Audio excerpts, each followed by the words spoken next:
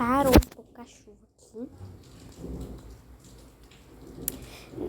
Parou um pouquinho a chuva, mas volta. Não sei se vai cair mais gelo hoje. Né?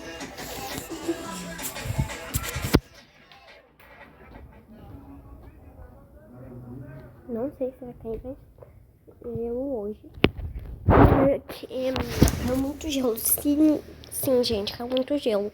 Então, é bom vocês ficarem ligadinhos, né? Porque assim, parou um pouco a chuva, né? Mas eu acho bom a gente, né?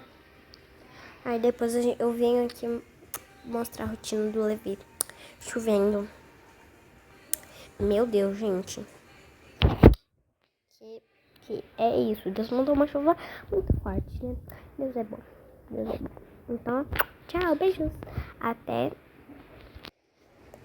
a rotina do Levi. Tchau, beijos. E também, gente, eu acho que à noite, eu não sei se hoje vai ter culto. Se hoje tiver culto, eu voltar da igreja, eu faço um vídeo tirando o banho dele. Tá bom, gente? Então, tchau. Beijos. Até a rotina.